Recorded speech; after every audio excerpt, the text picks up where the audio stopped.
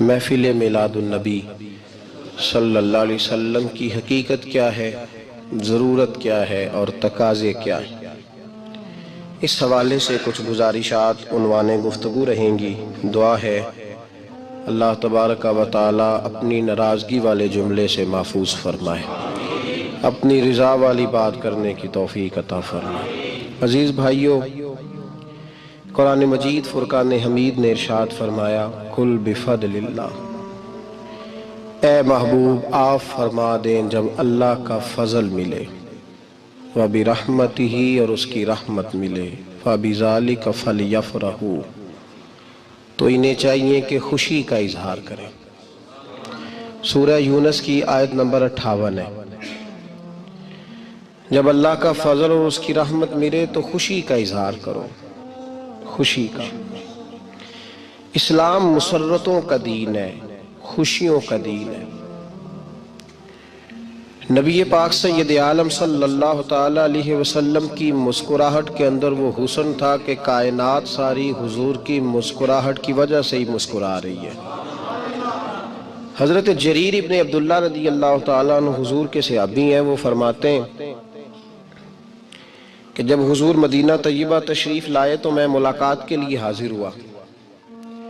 پہلے دن میں حضور سے ملا تو نبی پاک مسکرا رہے تھے۔ پھر 10 سال میں حضور کو دیکھتا رہا، اور حضور کے وصال سے چند دن پہلے میری جو آخری ملاقات ہوئی تو اس میں بھی میں نے اپنے نبی کو مسکراتے ہی دیکھا ہے۔ اور فاضل بریلوی رحمۃ اللہ تعالیٰ علیہ نے تو اس تخیل کو اور رنگ میں لیا ہے۔ وہ کہتے ہیں حضور کے مسکرانے سے ہی دنیا مسکراتی ہے۔ فرماتے ہیں جس کی تسکی سے روتے ہوئے ہنس پڑے۔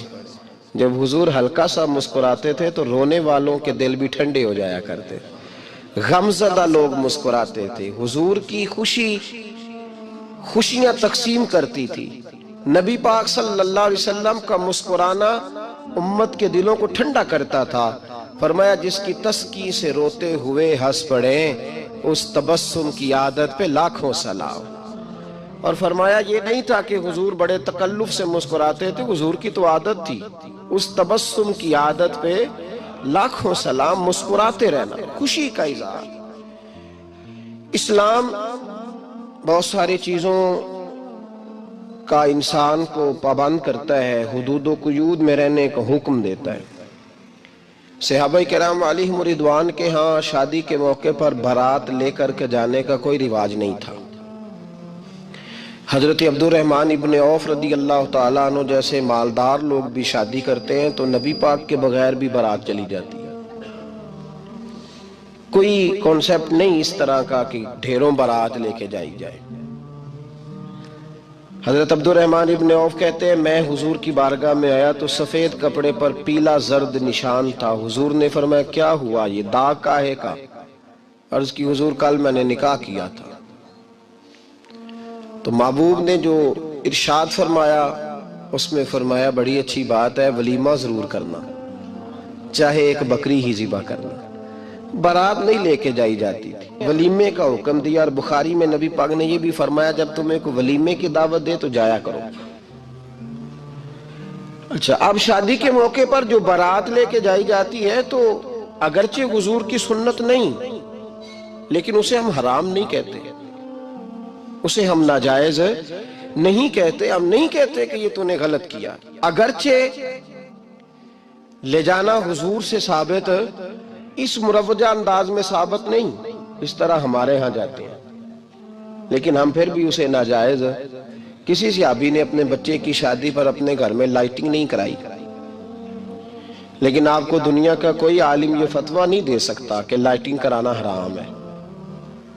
آپ شادی کے موقع پہ ساری گلی سجا لو، آپ ساری چھتوں پہ لائٹنگ کرا لو، کوئی آدمی یہ آپ کو فتویٰ نہیں دے سکتا کہ شادی کے موقع پر لائٹنگ کرانا جائز نہیں۔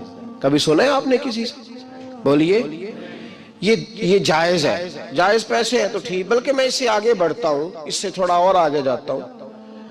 حضرت عائشہ صدیقہ رضی اللہ تعالیٰ عنہ فرماتی ہیں میرا جو کمرہ تھا نا جس میں میں حضور کے ساتھ رہتی تھی اور ایک لمبا زندگی کا عرصہ گزارا، اس میں 3 آدمی سو سکتے تھے، چوتھے کے لیے جگہ ہی نہیں تھی۔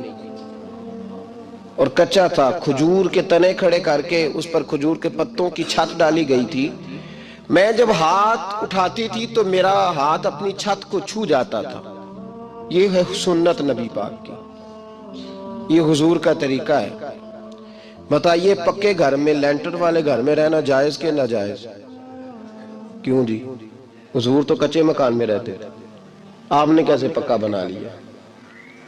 اللہ کی محبوب علی دین کو اس کی اصل بات میں سمجھیں. آپ ایسا نہ کریں جس میں انتشار اور امت تقسیم ہو. اس کا اصل مزاج دیکھیں. مہندی کے موقع پہ اگر کوئی آدمی 6 دیگیں دال چاول کی پکاتا ہے تو منع نہیں، جائز پیسوں سے پکائے. انہیں لائٹنگ لگوائی، کوئی منع نہیں. سارے محلے کو کھانا کھلایا، کوئی منع نہیں. بلکہ نبی پاک نے فرمایا بہترین مسلمان ہی وہ ہے جو سلام پہلے لے اور روٹی زیادہ کھلائے، تو بہترین مسلمان ہے. ناجائز کیا ہے؟ ناجائز ہے شادی کے موقع پر بینڈ باجا بجانا، اس میں رقص کرنا، اس میں بھنگڑے ڈالنا، عورتوں مردوں کا اختلاط ہونا، عورتوں کی مووی بنانا. یہ چیزیں ناجائز ہیں. تو جو ناجائز ہے اس پہ پابندی لگائی جائے گی. جو جائز ہے اس کے بارے میں یہ کہا جائے گا کہ بھائی احتیاط کی جائے، سنت کی طرف دیکھا جائے تو بہتر یہی ہے. لیکن اگر کوئی کسی آدمی کے پاس جائز پیسے ہوں، وہ 100 کنال کے گھر میں رہے، اگرچہ سنت یہ نہیں، پر یہ تو کوئی فتویٰ نہیں نہ دے سکتا کہ حرام ہے تیرا 100 کنال کے گھر میں رہنا. کہ ہے فتویٰ کہیں آپ نے سنا؟ تو ہمارے ہاں تکلیف کا معاملہ یہ ہے. دیکھیں میرے بھائی، کسی بھی صحابی نے، بڑے درد کے ساتھ بات کر رہا ہوں اور یہ میرا درد ہے، میں درد سے اپنے دل کو، اپنے ایمان کو حاضر ناظر کہہ کے بات کر رہا ہوں. امت بٹ جاتی ہے ہر موقع پہ یار، ہر جگہ ہی تقسیم ہو رہی ہے امت مسلمہ. ہر روز کچھ نہ کچھ فتوے ایسے مل جاتے ہیں جس میں دراڑیں پڑتی ہیں. کسی صحابی نے کسی مسجد کے اندر اشتہار چھپوا کے، اعلان کرا کے درس قرآن کرایا ہے کبھی؟ سیرت النبی کا جلسہ، ختم بخاری، مدرسے کا دستار فضیلت کا جلسہ، آپ نے اشتہار پڑھے ہیں نا؟ یہ سارے مکاتب فکر کے ہوتے ہیں کہ نہیں ہوتے؟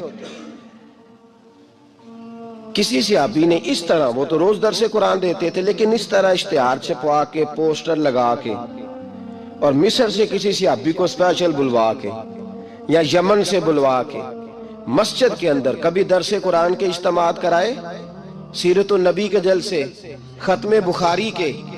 او بھائی یہ ساری چیزیں حضور کے صحابہ کی سنت سے مروجہ انداز میں ثابت نہیں.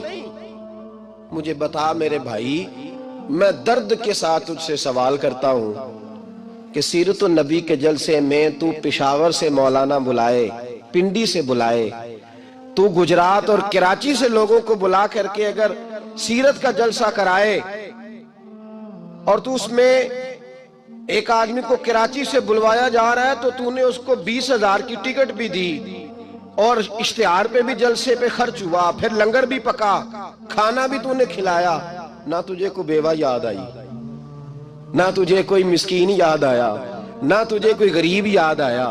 حالانکہ کہنا چاہیے تھا نا یہ جو ₹1,00,000 لگ رہا ہے کسی بیوہ کی خدمت کر دینی چاہیے، یتیم کو دے دینا چاہیے. درد کے ساتھ بات کر.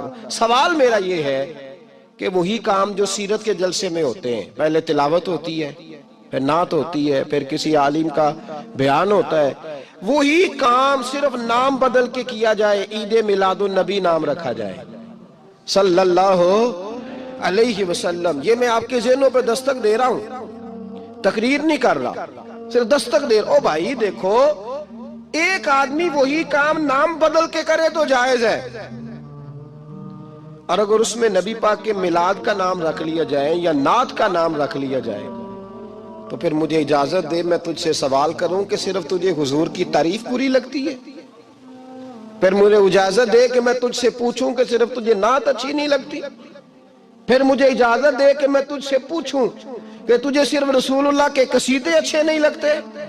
دے مجھے اجازت کہ میں تجھ سے سوال کروں کہ جہاں ذکر رسول کی بات آئے وہاں تو پریشان کیوں ہوتا ہے؟ تجھے پتہ ہی نہیں یہ تو وہ ذکر ہے کہ رب فرماتا ہے تم بیان کرو نہ کرو وَرَفَعْنَا لَكَ ذِكْرَكَ، محبوب میں نے خود تیرے چرچے ساری دنیا میں بلند فرما دیے. اور نبی پاک نے پوچھا حضرت جبریل سے کہ چل جبریل تو بتا میری امت کو پتہ چلے رب نے میرا ذکر کیسے بلند کیا ہے؟ تو جناب جبریل کہنے لگے محبوبہ رب فرماتا ہے میرے نبی سے کہہ دے جہاں جہاں تیرے رب کا ذکر ہوگا وہاں وہاں تیرا بھی ذکر ہوتا رہے گا۔ یہ تو محتاج ہی نہیں کسی کا۔ اتنی جلدی لوگ بپھرتے ہیں۔ اللہ فرماتا ہے قل بفضل اللہ وبرحمتہ فبذلک فلیفرحوا۔ محبوب ان سے کہہ دو جب اللہ کا فضل ملے، جب اللہ کی رحمت ملے تو خوشی مناؤ۔ تیرا نہیں مجھے پتا، مجھے تیرا نہیں پتا، لیکن مجھ سے اگر تو پوچھے تو کائنات میں رب کا سب سے بڑا فضل بھی محمد مصطفیٰ ہی ہے، اور سب سے بڑی رحمت بھی محمد مصطفیٰ ہی ہے۔ وہ دو عالم کی رحمت تھے، وہ جہاں چاہتے وہیں رہتے۔ یہ تو ان کی مہربانی ہے کہ یہ عالم پسند آیا۔ رب کریم نے تجھے آنکھ دی، دنیا دیکھی تو نے، رب کریم نے تجھے قوت دی، تو نے دنیا گھومی، اور پھر رب نے تجھے بیٹے دیے تو میٹھا میوہ، اور بیٹیاں دی تو تیرے لیے باعث کرم، تیری چھاتی پہ بچے چڑھے تو نے کہا سب سے بڑی نعمت یہی ہے۔ کہ مالک کہتا ہے تو میرا بندہ تھا، میں نے دینا ہی تھا، تو نے دیا، احسان نہیں جتلایا، لیکن جب اپنا نبی دیا تو کہا میں نے بڑا احسان کیا تم پہ۔ لَقَدْ مَنَّ اللَّهُ عَلَى الْمُؤْمِنِينَ إِذْ بَعَثَ فِيهِمْ رَسُولًا۔ میں نے تم پر احسان کیا ہے۔ کون دیتا ہے کسی کو محبوب اپنا؟ نہ جانے رب نے یہ کیسے گوارا کیا۔ لَقَدْ مَنَّ اللَّهُ عَلَى الْمُؤْمِنِينَ إِذْ بَعَثَ فِيهِمْ رَسُولًا۔ اتنا بڑا فضل، اتنا بڑا فضل بھی حضور۔ اور جب بات رحمت کی آئی تو فرمایا مومنوں صرف تمہیں ہی نہیں، عیسائیوں، یہودیوں، سکھوں، دنیا میں جتنی مخلوق ہے، حتیٰ کہ جانور بھی، حتیٰ کہ چونٹیاں، نباتات، جمادات، ہر چیز۔ یا اللہ تو نے کیا دیا؟ فرمایا وَمَا أَرْسَلْنَاكَ إِلَّا رَحْمَةً لِلْعَالَمِينَ۔ میں جس کا رب ہوں ان سب کے لیے میں نے اپنے نبی کو رحمت بنا کے بھیج دیا ہے۔ بیٹے کے آنے پہ تو مٹھائی بانٹتا ہے، میلاد والے دن تو لائٹیں بند کر لیتا ہے۔ بیٹے کے آنے پر تو حلوائی بٹھاتا ہے، اور نبی پاک کے نام کی لائٹیں لگی ہوں تو پریشان ہوتا ہے۔ ہم سے کبھی پوچھ تجھے بتائیں، بس نہیں چلتا، ورنہ تاڑے توڑ کے چھتوں پہ لگا دیں۔ بس نہیں چلتا، فرشتوں کو بھی کہیں آؤ ہمارے ساتھ شامل ہو جاؤ، آمد مصطفیٰ مرحبا مرحبا کا نعرہ لگانا ہے۔ ہمارا بس نہیں چلتا، ورنہ دنیا کی ساری نعمتیں بچھا دیں اور لوگوں کو بتلائیں کہ اصل تو خوشی منانے کا دن ہی آج ہے جب اللہ نے ہمیں اپنا پیارا رسول عطا فرمایا ہے۔ اور ہمارے امام تو کہتا ہے میلاد نہ کر، ہمارے امام نے تو کہا حشر تک ڈالیں گے ہم، حشر تک۔ یہ 2-4 دن کا تو پروگرام ہی نہیں ہمارا، حشر تک ڈالیں گے ہم پیدائش مولا کی دھوم، اور مثل فارس نجد کے کلے گراتے جائیں گے، خاک ہو جائیں عدو جل کر مگر ہم تو رضا، دم میں جب تک دم ہے ذکر ان کا سناتے جائیں گے۔ ہمارا تو 1-2 دن کا پروگرام ہی نہیں۔ اور پھر سنو کتنی بڑی نعمت ہے۔ حضرت عباس سے کسی نے کہا تھا اللہ کی سب سے بڑی نعمت، تو بخاری اٹھانا، فرمانے لگے محمد نعمت اللہ۔ بخاری ہے بخاری، فرمایا محمد اللہ کی سب سے بڑی نعمت ہے، صلی اللہ، یہ سب سے